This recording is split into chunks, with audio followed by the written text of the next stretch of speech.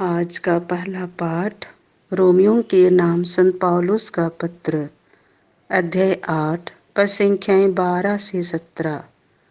आप लोगों को पुत्रों का मनोभाव मिला, जिससे प्रेरित होकर हम पुकार कर कहते हैं, अब्बा, हे पिता। भाइयों, शरीर की वासनाओं का हम पर कोई अधिकार नहीं। हम उनके अधीन रहकर जीवन नहीं बिताएं। यदि आप शरीर की वासनाओं के अधीन रहकर जीवन बिताएंगे तो अवश्य मर जाएंगे। लेकिन यदि आप आत्मा की प्रेरणा से शरीर की वासनाओं का दमन करेंगे तो आपको जीवन प्राप्त होगा। जो लोग ईश्वर के आत्मा से संचालित हैं, वे सब ईश्वर के पुत्र हैं। आप लोगों को दासों का मनोभाव नहीं मिला, जिससे प्रेरित होकर आप फिर डरने लगे।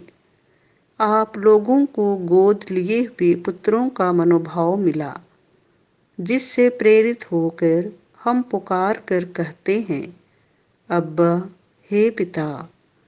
आत्मा स्वयं हमें आश्वासन देता है कि हम सचमुच ईश्वर की संतान हैं। यदि हम उसकी संतान हैं तो हम उसकी विरासत के भागी हैं। हम मसीह के साथ ईश्वर की विरासत के भागी हैं।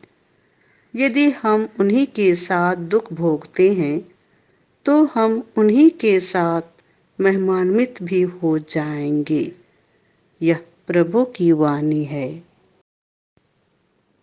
संत लूकास के अनुसार पवित्र सुसमाचार, अध्याय 13, पद संख्याएं 10 से 17। क्या इब्राहिम की इस बेटी को विश्राम के दिन बंधन से छुड़ाना उचित नहीं था? यीशु विश्राम के दिन किसी सभागृह में शिक्षा दे रहे थे। वहां एक स्त्री आई जो अपदूत लग जाने के कारण 18 वर्षों से बीमार थी। वह एकदम झुक गई थी और किसी भी तरह सीधी नहीं हो पाती थी। यीशु ने उसे देखकर अपने पास बुलाया और उससे कहा, नारी, तुम अपने रोग से मुक्त हो गई हो। और उन्होंने उस पर हाथ रख दिए। उसी क्षण वह सीधी हो गई और ईश्वर की स्तुति करने लगी। सभागृह का अधिकारी चिढ़ गया, क्योंकि यीशु ने विश्राम के दिन उस स्त्री को चंगा किया था। उसने लोगों से कहा, 6 दिन है जिनमें काम करना उचित है, इसलिए उन्हीं दिनों चंगा होने के लिए आओ, विश्राम के दिन नहीं।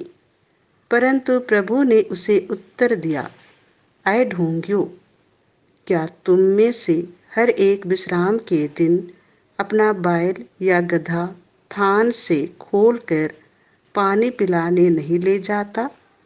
शैतान ने इस स्त्री इब्राहिम की इस बेटी को इन 18 वर्षों से बांध रखा था, तो क्या इसे विश्राम के दिन उस बंधन से छुड़ाना उचित नहीं था? यीशु के इन शब्दों से उनके सब विरोधी लज्जित हो गए, पर सारी जनता उनके चमत्कार देखकर आनंदित हो जाती थी। यह प्रभु का सुसमाचार है।